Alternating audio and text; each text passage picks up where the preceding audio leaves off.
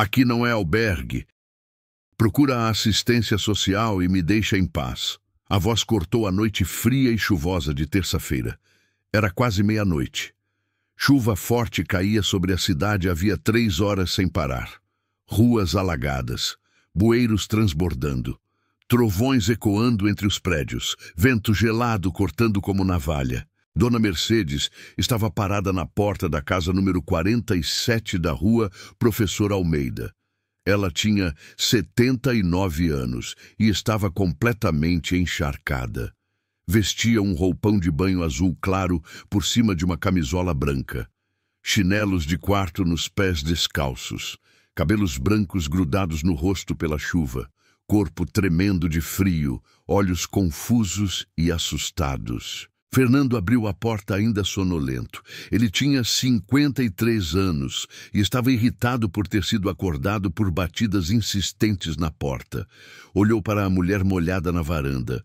Viu as roupas inadequadas, o jeito perdido.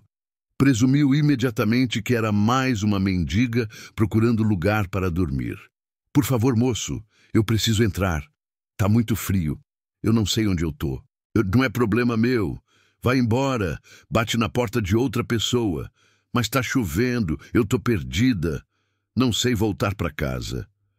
Fernando bufou impaciente. Olhou para o relógio na parede. 00:15.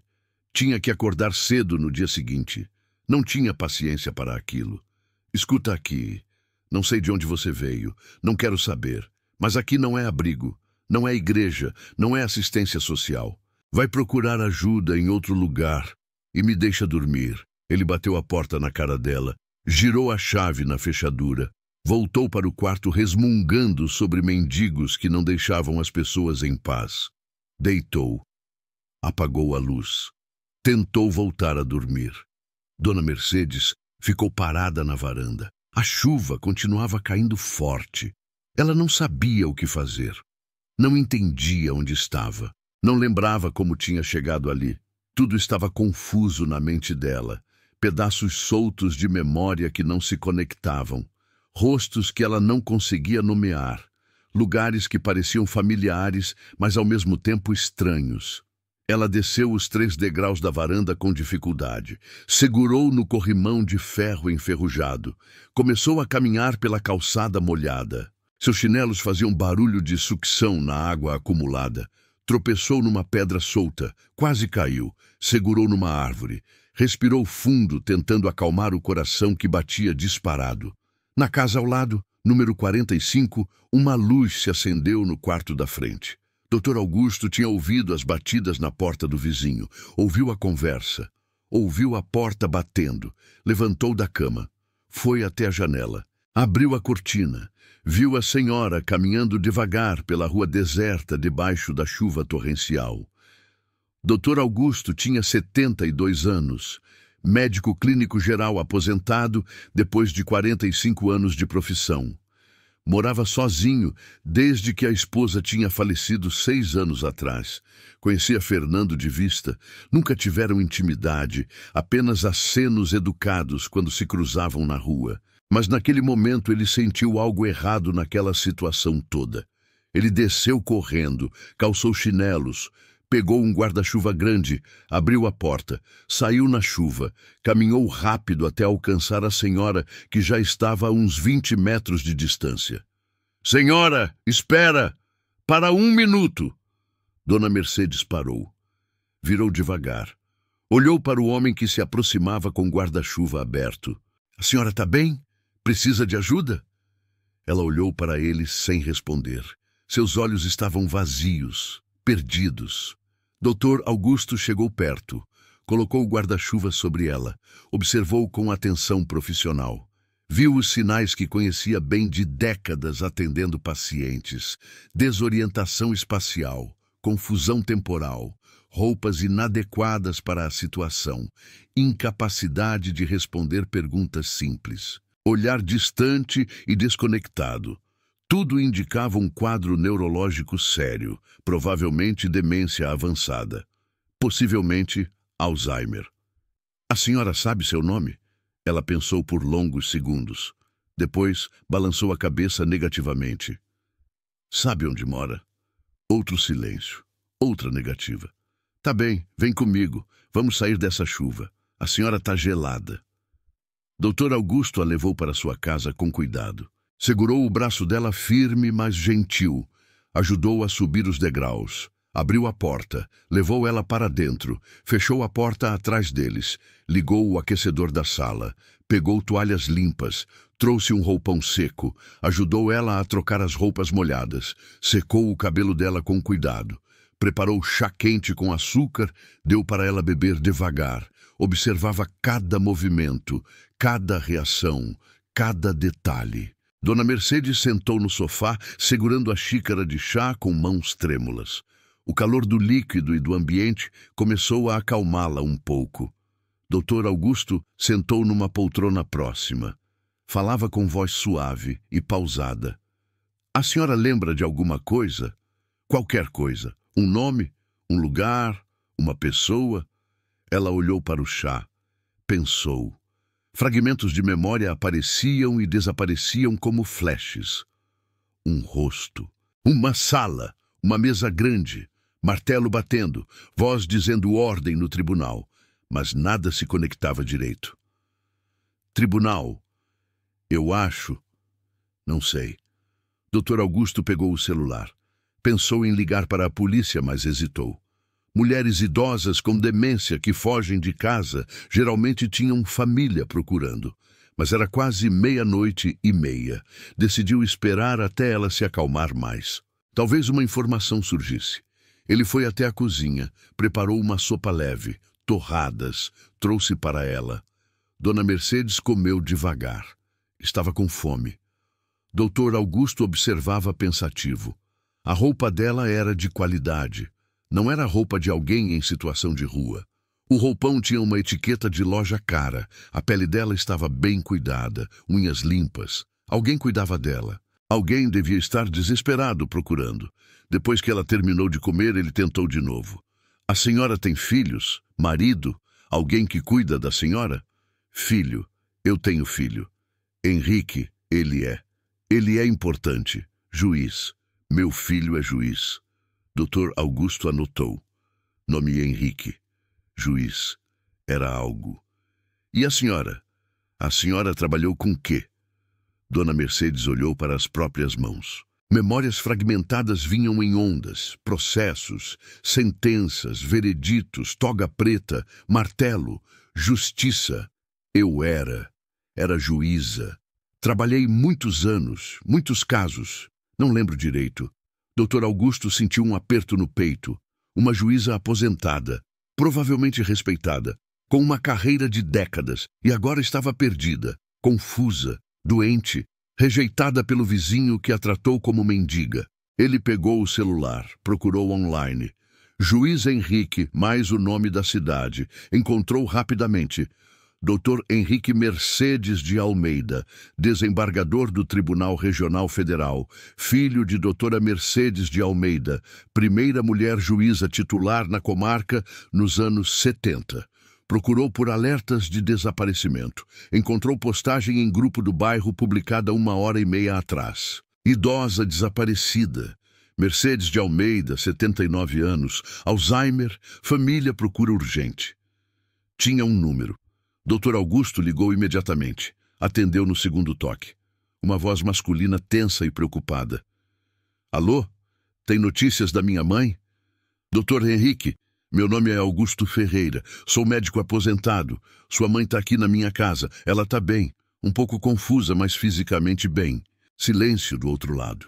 Depois um suspiro profundo de alívio, misturado com choro contido. Graças a Deus. Graças a Deus. Onde o senhor mora? Eu vou buscar ela agora.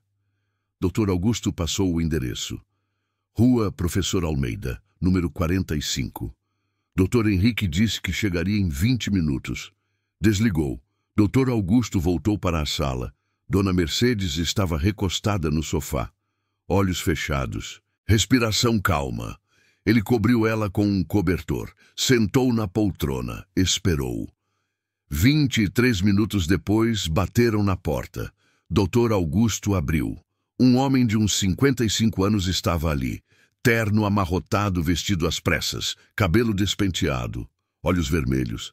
Ele entrou rapidamente, viu a mãe no sofá, foi até ela, ajoelhou ao lado, segurou a mão dela.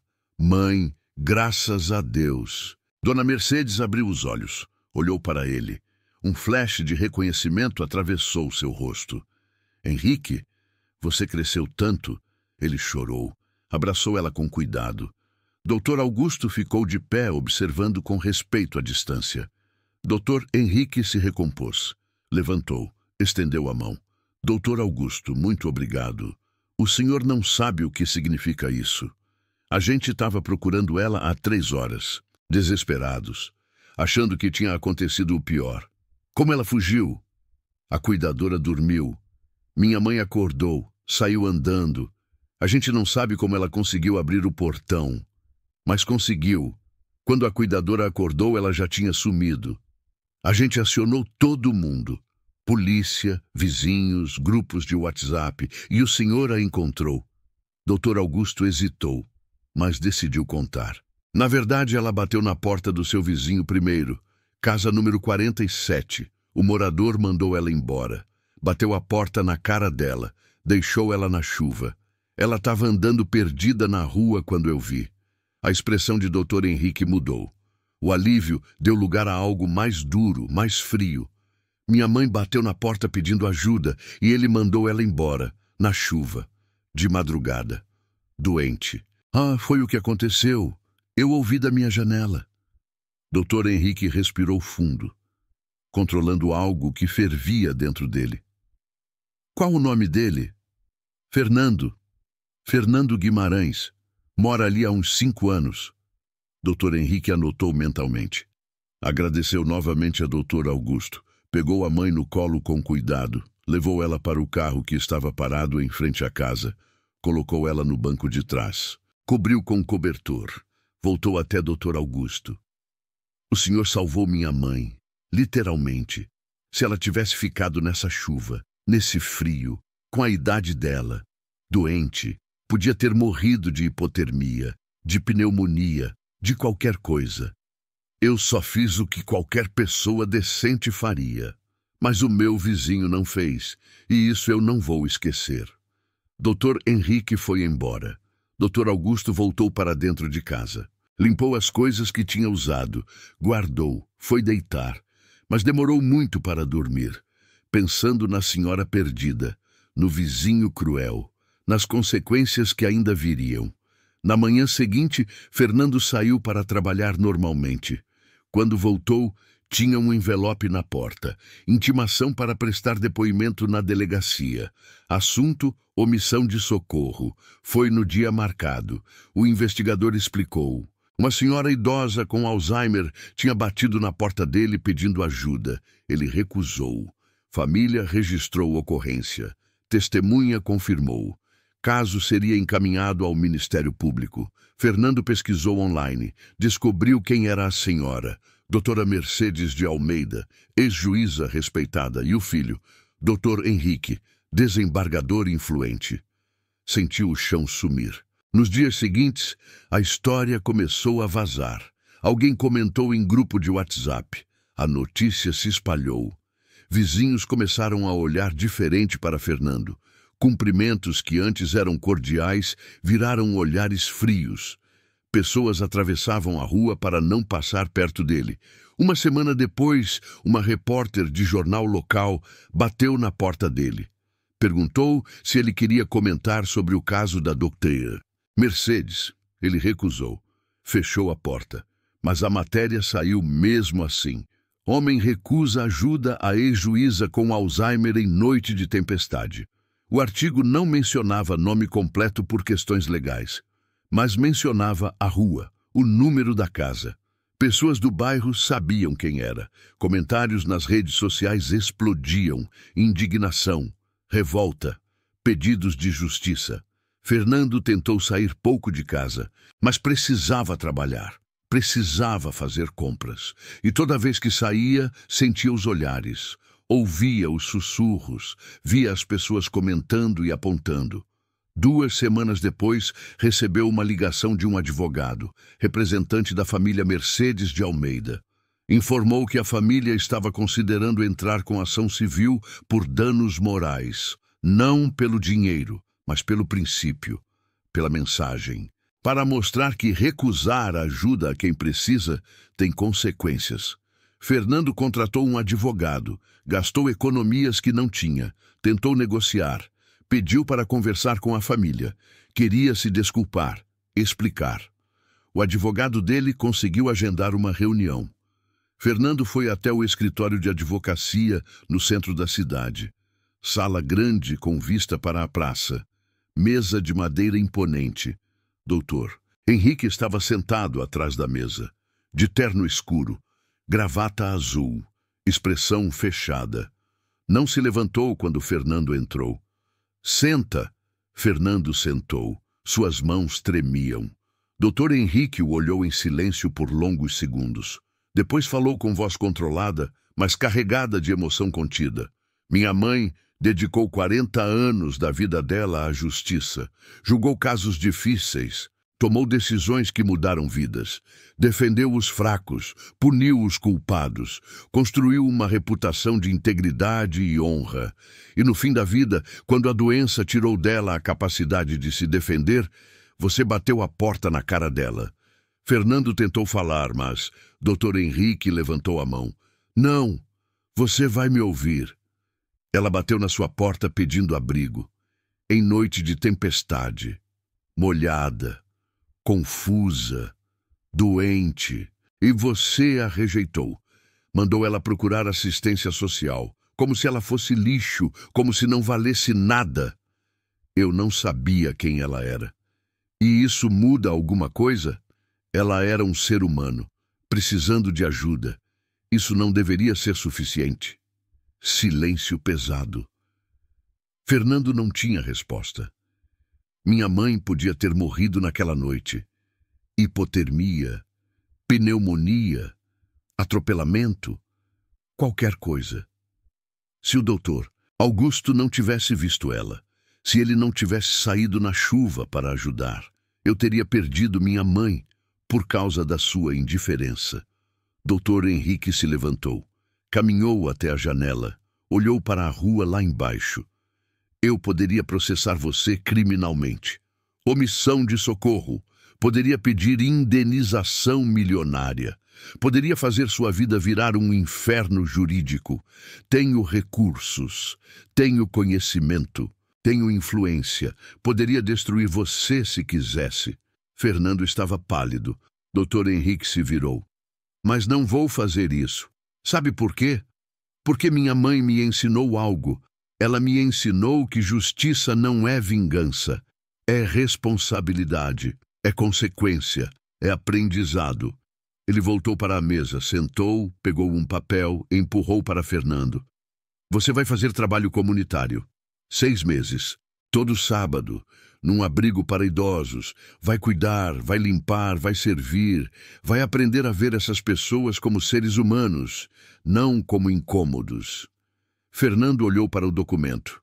Era um termo de compromisso. E você vai pagar uma indenização simbólica, R$ 5.000, que serão doados para instituições que cuidam de pacientes com Alzheimer. Não é sobre dinheiro. É sobre reconhecer que o que você fez foi errado. Eu aceito tudo. E tem mais uma coisa. Você vai pedir desculpas para minha mãe. Pessoalmente. Olhando nos olhos dela. Mesmo que ela não entenda, mesmo que ela não lembre, você vai fazer isso. Fernando concordou com a cabeça, incapaz de falar. 2 dias depois, ele foi até a casa onde doutora Mercedes morava com as cuidadoras e com o filho. Casa grande e bem cuidada num bairro nobre. Dr. Henrique o recebeu. Levou ele até a sala. Dona Mercedes estava sentada numa poltrona confortável, olhando pela janela. Ela virou quando eles entraram. Olhou para Fernando sem reconhecimento. Mãe, esse senhor quer falar com a senhora. Fernando se ajoelhou na frente dela. Segurou a mão dela com delicadeza. Lágrimas escorreram pelo rosto dele. Doutora, Mercedes, eu peço desculpas, do fundo do coração, pela forma que eu tratei a senhora. Eu errei, eu fui cruel, eu sinto muito. Dona Mercedes olhou para ele confusa, não entendia, não lembrava, mas viu as lágrimas, viu o arrependimento, e com um gesto que vinha de décadas como juíza, de uma vida inteira avaliando pessoas, ela colocou a mão sobre a cabeça dele. Tá tudo bem, meu filho, tá tudo bem. Fernando chorou mais ainda. Dr. Henrique assistia em silêncio. Nos 6 meses seguintes, Fernando cumpriu o acordo. Todo sábado ia ao abrigo. Ajudava a dar banho em idosos acamados. Servia comida, conversava, ouvia histórias, aprendeu nomes, rostos, vidas. Aprendeu que cada pessoa ali tinha sido alguém. Tinha tido carreira, família, sonhos, e que doença e velhice não apagavam o valor de ninguém. Aprendeu principalmente que recusar ajuda a quem precisa não é só falta de caridade, é falta de humanidade, e que um momento de crueldade pode perseguir a gente para sempre. Pode nos definir, pode nos mudar, para pior ou para melhor. E Dr. Augusto continuou morando ao lado. Cumprimentava Fernando quando se cruzavam, sem rancor, sem julgamento, apenas um aceno simples, de um homem que tinha feito o certo e que esperava que outros aprendessem a fazer o mesmo. Porque no fim, o que separa pessoas decentes de pessoas cruéis não é muito, é apenas uma escolha, uma porta que se abre ou que se fecha, na cara de quem precisa. Se alguém bater na sua porta pedindo ajuda, lembra que você pode estar diante de alguém que já foi importante, ou que ainda é. Mas, principalmente, lembra que é um ser humano. E isso deveria ser suficiente. Se inscreve no canal, ativa o sininho, deixa nos comentários de onde você é. Amanhã tem mais. Em cada pessoa há uma dor e uma verdade. Obrigado por acompanhar mais um capítulo de As Injustiças da Vida. Se você acredita que cada pessoa tem uma história que merece ser ouvida, se inscreva no canal. Ative o sininho. Compartilhe essa história. Porque histórias de perdão e recomeço precisam ser contadas, sempre. Amanhã, um novo capítulo te espera. Obrigado.